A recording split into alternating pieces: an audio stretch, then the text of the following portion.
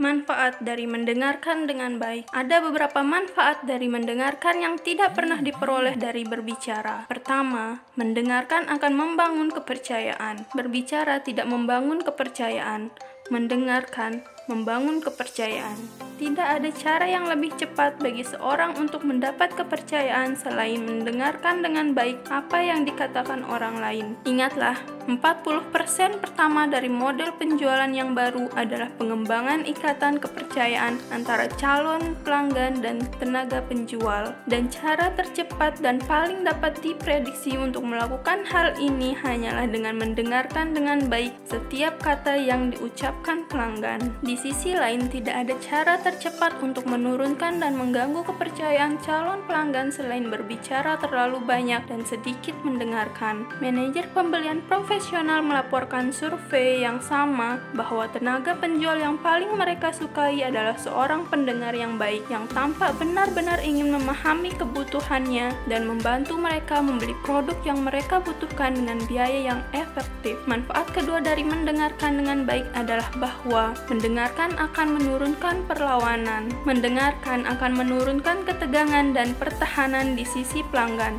Mendengarkan akan menghilangkan kegugupan yang dirasakan pelanggan ketika berhadapan dengan tenaga penjual manapun, di mana kemungkinan untuk mengeluarkan uang dan membuat kesalahan datang secara bersamaan. Semakin banyak Anda mendengarkan calon pelanggan, mereka semakin merasa nyaman, rileks, dan terbuka untuk mempertimbangkan penawaran Anda dengan serius. Ketiga, mendengarkan membangun harga diri. Dikatakan bahwa perhatian yang terus-menerus adalah bentuk tertinggi dari sanjungan. Jika Anda mendengarkan orang lain dengan baik dan mereka terlihat dengan jelas bahwa Anda benar-benar memberi perhatian pada apa yang dikatakannya, harga dirinya akan meningkat. Perasaannya terhadap nilai pribadi meningkat. Anda dapat benar-benar membuat orang lain merasa nyaman hanya dengan mendengarkan dengan hangat, tulus, dan penuh perhatian pada segala sesuatu yang ia katakan. Keempat, mendengarkan membangun karakter dan disiplin diri. Anda dapat mendengarkan dan memahami pada tingkat 500-600 kata per menit, tetapi kebanyakan orang hanya berkata-kata dengan kecepatan 125-150 kata per menit.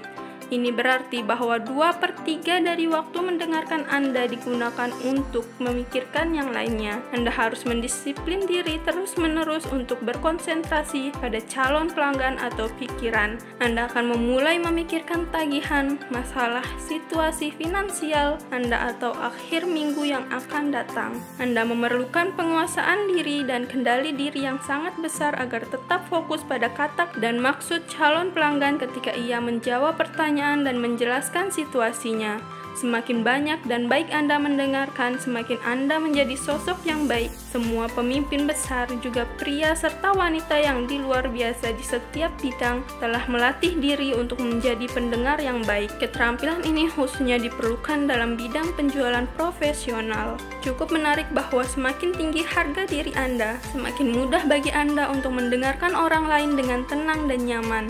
Ketika Anda menyukai dan menerima diri sendiri dengan tulus, Anda tidak terlalu dikuasai oleh pikiran serta perasaan dan merasa lebih rileks dalam berinteraksi dengan orang lain. Ini sangat penting dalam penjualan karena supaya benar-benar efektif, Anda harus dapat keluar dari diri sendiri dan masuk ke dalam pikiran dan perasaan calon pelanggan. Anda harus dapat melihat diri sendiri dan penawaran produk atau jasa Anda dari sudut pandangnya. Seperti yang dikatakan oleh pembicara motivasi Ed Foreman, jika Anda dapat melihat Joe Jones melalui mata Joe Jones, Anda dapat menjual kepada Joe Jones apa yang dibeli oleh Joe Jones. Semakin merasa nyaman dengan diri sendiri, Anda semakin siap untuk menempatkan diri di posisi calon pelanggan. Akan lebih mudah untuk berjalan 1 mil dengan sepatunya. Anda akan lebih peka terhadap calon pelanggan dan lebih memperhatikan apa yang dikatakannya.